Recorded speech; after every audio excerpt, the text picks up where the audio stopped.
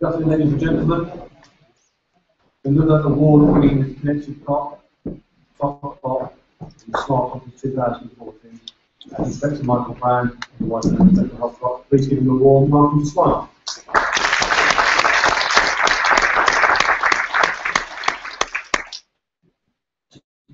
I haven't got a PowerPoint, I'm not going to do a formal presentation in that respect. What I'm going to do is talk about three things that have been part of my sort of journey of learning through social media, specifically mainly through Twitter, the blog that I write on this mental health issue. But what I was asked not to do is to talk about like my journey around learning around social media. What it's more about is the actual stuff I'm doing that happens to use social media. So this is an input like about the things that social media provides to connect to mental health, how social media gets used in the debate and the dialogue around mental health issues and who's relevant in that. So the three things I want to sort of talk about are the routine sharing of content that you see on social media. I want to talk about live operations and incidents that involve an element of mental health for the researchers, using examples from the UK, which are also about their mental health activities. And then finally, I want to talk about the continuous professional development, CPD, as we call it in the UK, which is the kind of ongoing professional learning that all professionals go through in their careers after university basic training, keep the skills up to date. And I want to talk about how social media for me, not just for me, but for all professionals involved in this interface between this and mental health, how social media is really powerful in bringing that on. Today, also by coincidence, the 10th of September of every year is World Suicide Prevention Day. This is an issue that you can see on social media if you want to check out the hashtag WSPD, WSPD on its own, or 14 at the end, or 2014. All three of those hashtags are in use today all over the world to put inside the World Health Organization and Mental Health Foundation initiative on World Suicide Prevention Day. Some statistics for you on that, and this is why I think we need to talk about eating within mental health within eating as much as we talk about mental health and eating. 75% of suicide in the UK is suicide by men. And if you look around the police service, you'll find that the police service is suicide is the leading of men under the age of 16 suicides every single day, 2,200 around 40 seconds. Now, the police service found that suicides is not most. The police officers are deal with not only suicides where death may already have obviously occurred, they also respond to situations where people are still alive and then die subsequently after obviously CPR and kinds of interventions. And obviously some officers have had to stand in the situation where people are actively threatening to or attempting to take their own life to do this. So this is kind of high risk business really. And as I kind of got into this, I have sworn to services around this country, and I find that the world as a whole isn't necessarily it's very restricted. We tend to see that within policing, mental health is viewed as something of an obscure subject. It's something that some people are interested in. It's not a department within the police, or at least it hasn't been for many decades of this century, of the last century. And we now see the introduction of mental health teams and police forces. We've seen in America crisis intervention teams, Canada have got mental health intervention teams, South Australia. We're starting to see the emergence of Britain street triage teams. Those are the comparatively recent initiatives in the last decade or two in there. Prior to that, mental health wasn't something that was a thematic within the country. We might talk about crime, burglary, we might talk about vulnerability, we might talk about any number of things like alcohol abuse, drug use, and so on. Mental health wasn't specifically something that you saw talked about in terms of a thematic that featured within tasking and coordination processes. It wasn't something that we reflected on when we structured ourselves. Indeed, mental health, I would argue, certainly when the British police service sets itself up, it's so cross-cutting that it doesn't sit anywhere within the structures we have within British policing, which is why, even within the English forces here in the room, you would probably find that if mental health is thought of as a subject within the police force, some would regard it as a so that part of their police force would be well, and then it would therefore it would have a certain flair to it in terms of how mental health is looked at. Other areas mental health is being a local policing, uniform operations issue. So it tends to have a different flavour again, where the kind of purpose that mental health achieves is different because of the nature of the departments that are leading on it within that police force. And that means it's all done very differently for very different reasons. But the agenda of increasing mental health across the world seems to be broadly similar. Countries are different, mental health services are structured in different ways, police forces are either armed or not armed, they've got different numbers, ratios to their populations. But if you strip away all of that, you tend to still find that the role that police officers have as first-line responders to mental health crises is relatively consistent. Because regardless of whether you've got a publicly funded health system like the UK, or whether you've got a system where very few members of society can access healthcare or afford to access healthcare, you still find that police officers are the first resort in many of the crisis incidents that we see because of the nature of those incidents. People standing on a bridge threatening to jump or a building threatening to jump. It's always going to be the police and the emergency services that call to that. Very rarely would it be a direct call to a mental health service for obvious reasons. You tend to find that anything involving weapons, firearms, and a risk of serious violence bring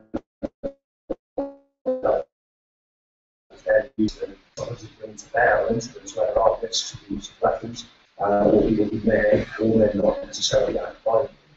And therefore, an American academic called Linda Technology talked about how police officers are street corner psychiatrists. That was the title of an academic paper that she wrote in the early 1990s. And she argued in that paper that this role has become a de facto role for the police. But in America, in Canada, in Britain, as well as other countries, we're still going to de-institutionalised our mental health care systems over the last 50 years. And then as we moved from a shift where we had an awful lot of people detained in county asylums or in state mental health institutions in the states, we moved to a system where a lot of mental health care is provided in the community. And in many respects, you know, people have looked into it. We know that county asylum provision, state asylum provision is right with human rights abuses and all manner of tragedies. So we're shifting away from that all care is right. But what we found ourselves doing is not necessarily having structures in community services in order to take account of the fact that care is now provided in a community context. The police service, arguably, according to many people who have written about this, you draw, and a British academic called Jill Pierre has said in one of her books, which is fascinating on mental health and crime, and she said that the work that's done by the police service and mental health service at the interface of the two is certainly the most complex and demanding that any of the professionals from any of those professions will ever take. Not least because historically, there's always been that still unresolved debate about whether behaviour and behavioural presentations should be viewed best as criminal conduct, whether they might be viewed as symptoms of mental health conditions, and if they are symptoms of mental health conditions, does that mean that we should think in terms of the model of care, or does that mean that we should think in terms of the model of criminal justice? And these debates are still going on now, the Parliament session will be behind them. And of course, while those debates are going on, the police service are being called day after day, countless times, the suicides, crisis intervention incidents, and many other kinds of disturbance and allegations of crime, are being expected to walk up to that incident and within seconds, without necessarily knowing the people involved in their background, make some fairly quick judgments about how we're going to resolve an incident in terms of do we use force or do we not, do we detain somebody in the law or do we not, and if we do we use mental health provision or do we use criminal law, and how does then that fit into some kind of public disposal that can take account once we know more of all the complexities of these incidents where people may well have had lots of previous contact with mental health and social services, may well have had previous contact with the criminal justice system, complex people with lots of vulnerabilities and challenging presentations, where we're expecting a custody office or a police cell environment at 3 in the morning to make some kind of really big decisions about how we go. Complex stuff. And how does social media fit into this? Well, as I mentioned when I was looking at the collect my award earlier on, if you look on Twitter, you can find some really, really impressive and elegant people who are using this. You can find very senior professors of psychiatry. You can find Queen's Counsel barristers and other lawyers and solicitors. You can get direct access to lobbying interest groups, whether that is, for example, the organisation Inquest, who in this country represent the families of people who died in state custody. So after a police contact death or a death in the prison service or even within the mental health system, the organisation Inquest will represent the interests of families and support them through the processes that occur in the UK following the death in state custody. Inquest is a a wonderful source of information for many people because of the perspective they have collecting lots of data about vulnerable people who died in contact with the state. You could go on, and I encourage you to explore this kind of thing yourself by getting into seeing the extent of the resources. You come across an awful lot of frontline professionals, and in the context of what I call CPD through Twitter, which I've done an awful lot of, you can find a phenomenal amount of insights that helps you get to grips with some of the misconceptions that we all perhaps develop around this interface.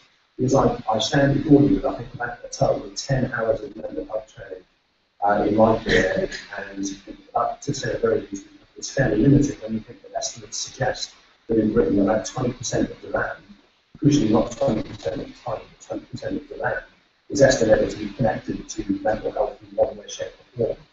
Now, if I'm an overall officer all over the UK, tackling 20% there, there's complex challenges of training in my case 16 years. It challenges individuals to understand legal frameworks, to try and recognise the distinction between possibly suicidal ideation caused by alcohol use and somebody getting drunk versus suicidal ideation from somebody who's seriously mentally ill.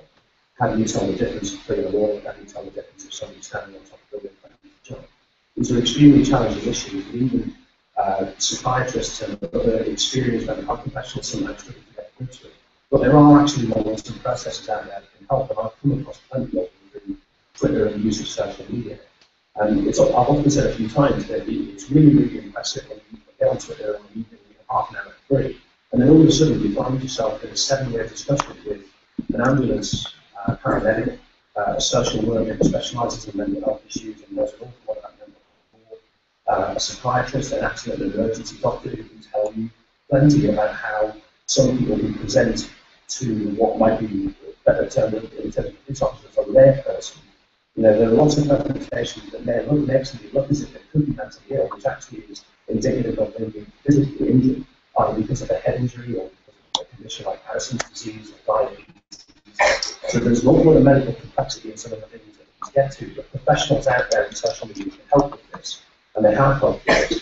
And it shows that actually the potential for services across the country, across the world, to develop training that would help first responders like police officers and paramedics have a better understanding of how they can safeguard people, how they can make appropriate legal decisions if they have to take them, and how they can signpost people into services that are potentially the ones that are going to best match their sometimes unidentified and unmet mental health needs is absolutely phenomenal. And most importantly about Twitter as well, this is perhaps more important than that professional network, is that Twitter is absolutely replete with service users who have lived experience. People who today are living with bipolar disorder, schizophrenia, people who have experienced drug and alcohol addiction, along with other mental health conditions, people who have experience of being policed. They can tell you what it feels like to be restrained by a police officer when in their own minds there was no need for that restraint to take place. And the perception that officers might tends to come around the police use of force around mental health is a huge question mark that whether it's necessary proportionate because themselves have force. If you look at the use of force by police officers, if you split the use of force down by demographics, you find that and we somehow need to learn how some police officers talk an awful lot of cases where it may involve risk and threat in a situation, and they manage to resolve it by de-escalating it and not getting involved in physical force, even if that might sometimes mean that it takes them longer to resolve the incident. So this information is absolutely out there, and it shows that when you get, if you could get people in the same room, which services around the world sometimes say they struggle to achieve, there's better risk assessment tools, better ways of deciding how you approach the use of force, better understanding of how mental health systems work, how police officers do certain things. All of that on social media shows that the potential to develop proper training programs and partnerships is absolutely there. I want to talk a little bit about live incidents. I'm certainly not the only police officer around who's found themselves through social media kind of either drawn into or sometimes directly notified of a risk-related incident where somebody arguably needs to be safeguarded. I know that Scott Mills, who was mentioned earlier in Canada, the real-time crisis initiative with Anne-Marie Backen. You know, they've done a load of work where there's been, you know, live suicide incidents, people threatening self-harm, ingesting drugs and so on, being at risk. And social media has mobilised itself in order to find those individuals and potentially safeguard them. Only as recently as last week was my latest incident of that, where a man I won't go into details, but he declared that he ingested a fair go, trying to find out where he is, because he made it known that he'd gone to a location that wasn't associated with him in order to do this. Now, social media, without giving away too much of the story, social media found him and got the police and the ambulance service to him within about 2.5 hours. It was a bit of an estimate on the 2.5 hours from a man who said he's ingested a fair quantity of drugs and is now in an unknown location. And within 2.5 hours, social media had spun a network around that managed to identify where he was likely to be, alert the emergency services, and get the emergency services to search the area to locate him, which they did do, and they got paramedics to very, very quickly to help him give informed support to him. Now, I personally think that's a phenomenal story, because you know, there have been other examples that preceded it where the Metropolitan Police in London were alerted to somebody who had self-harmed and was at risk of death according to the way tweets were unfolding. Now, it ultimately emerged that that anonymous account that didn't even declare a name or a location was ultimately traced and very quickly, and somebody was located in Australia by the Metropolitan Police, and the Australian Police Service were then informed so that that person could be traced and safeguarded, and they were. And these success stories are around all this. Social media, actually, as much as anything else, is a community of people. Because the way I got drawn into last week's incident was somebody who had seen the tweets nudging me on Twitter in order to say, you might need to look at this guy could be at risk. Now, just to take care of the possibility that I wasn't looking into it at that time, they hadn't only nudged me, they'd nudged numerous people that they thought in the British Police Service, maybe a sergeant from the Metropolitan Police in London, who picked this notification up quickly and managed to get the help there that was needed to be obtained. But he couldn't do that until Twitter had bounced that tweet through various networks, through retweets and people being drawn into the conversation, so that somebody somewhere eventually came around to a piece of information that was allowed to lead the Metropolitan Police to find this guy in a place where he was unlikely to have been found. And it shows that that networking, that community thing is alive in the digital space as much as it is when you, for example, have a missing child in an area where the police suddenly go knocking all the doors in a street to mobilise the community and see whether the child's fallen over in somebody's garden or you know, whatever the kind of real-world equivalent of that is. Twitter and social media are just as capable of acting as a community of people that can be mobilised in order to find vulnerable people and support them where that's absolutely crucial. And another incident I'd like to a lifetime incident I'd like to highlight was not one from this police force, but it happened where I lived. I lived just south of the West Midlands police area in the county of Worcestershire, and at some point last year, a guy suffering mental health problems stood on he climbed over the barrier of a motorway bridge at the M42 motorway at the junction of the M5. For those who know the area, it's a fairly crucial point in the motorway system where two major motorways come together, freeways from the states. A guy climbed over the bridge and put himself at risk of jumping and declared that he would. The police came and did what they had to do to shut the road down so that he didn't end up jumping in front of the vehicle. That's what he ultimately chose to do. But they then subsequently developed a 27-hour attempt to negotiate him back over the bridge.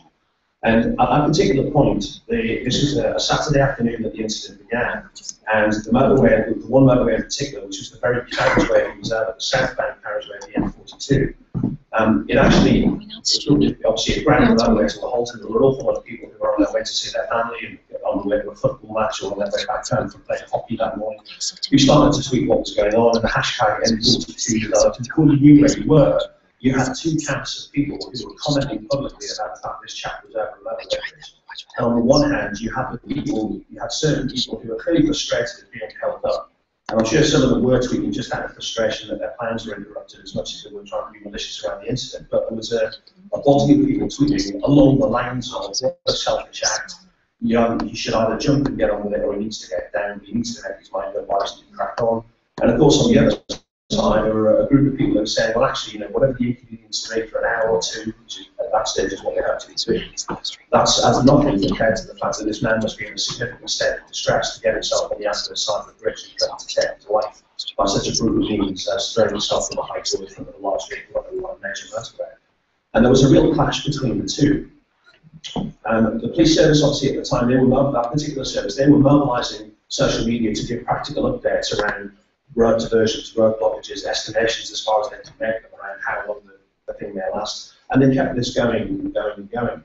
But on a particular evening, what you found that then emerged was a real clash between the two sets of protagonists in terms of, come on, either get on with it and let us get on with our day, or you need to have far greater understanding. And it showed that actually Twitter was perfectly capable, you know, as we heard before in the last presentation, around sections of Twitter challenging other individuals who are starting to exhibit either unhelpful behaviour or unhelpful attitudes. And there was a real motion where you saw that a lot of the public were challenging people's negative attitudes towards what they considered must be mental health issues if somebody stood on a bridge. Where actually a lot of people, of course, did back down. Police forces then also found themselves receiving reports of criminal offences because of what was perceived to be disability hate crime, and indeed some people were blocking the incident by pasting completely unsavoury pictures on the internet of individuals pretending to jump from things or pretending to hang themselves and so on and so on. And the police forces then found that the consequence of this incident then went beyond the incident itself, and they had the consequence that they had to investigate other allegations of offences where threats were made, where abusive and hateful images were being posted as part and parcel of this debate back and forwards about whether it was selfish or not selfish, or definitely vulnerable and unfortunate that this guy found himself where he did. But on the number, particularly on the evening, I was a Saturday evening that this incident took place, and when I heard about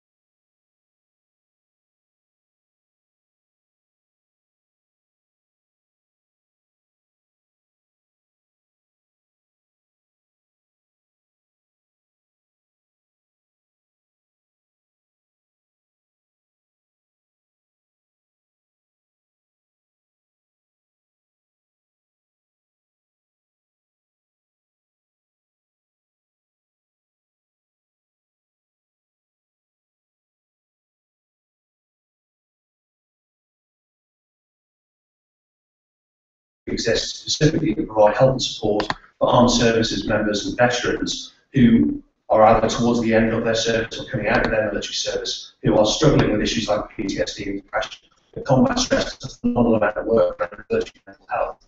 Within the military, we've seen campaigns set up by the Tribe Service, mental health services within our military. The Don't Bottle It Up campaign was kind of fairly impactful and a brave step to try and say, if you're a serving soldier, airman, sailor with mental health problems, please come forward and talk to us. We don't seem to have that for the 999 services, and yet we know from research that police officers are potentially around 3 to 5 times more likely than the population as a whole to suffer from stress, depression, anxiety, and probably around 8 times more likely to suffer from PTSD.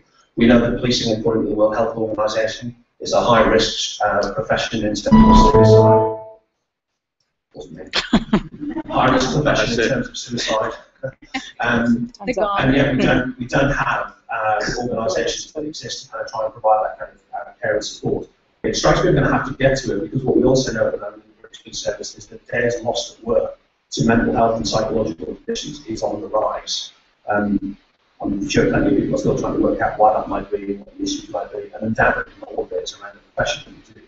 But the prevalence of mental health, PTSD, within emergency services personnel as a whole is such to mean you have to have, it has to be likely, if not highly probable, that the repeated attempt of sending people to go through death and trauma and tragedy is at least partly connected to the fact that our staff often suffer with these conditions, and they often suffer in silence.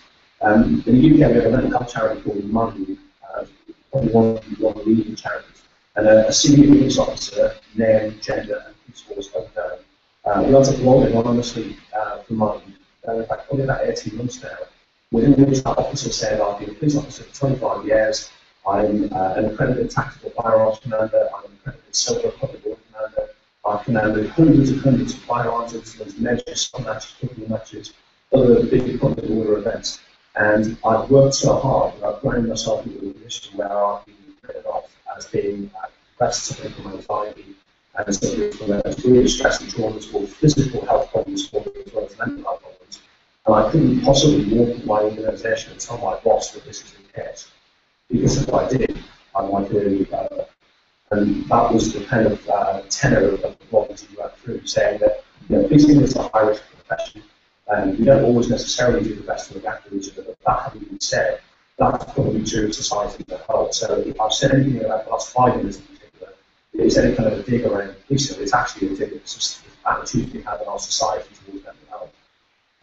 We don't talk about mental health enough, hence we have to have a campaign in the UK called Time to Talk, where major mental health charities are trying to point out that if you have a colleague, this is a real example, if you have a colleague who's suffering from depression, who has to take time off work because of their illness, to get to a point where, because somebody's off work with stress and depression, nobody from the organisation contacts them, because the automatic assumption is there that that colleague will find that contact stressful and difficult, whilst the colleague themselves is there sitting there and unwell, just thinking, why does nobody care or not?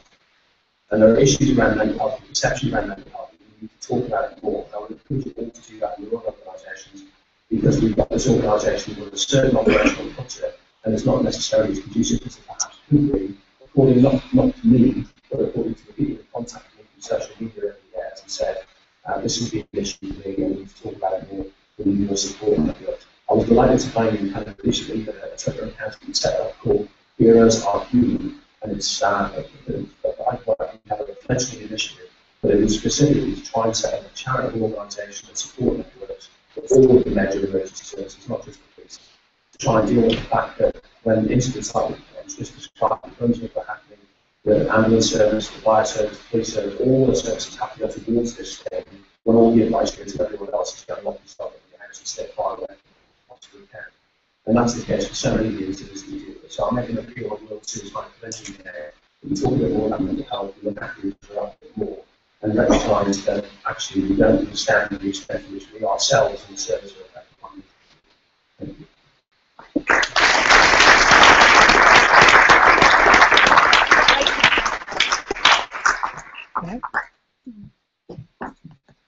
The Royal Navy presentation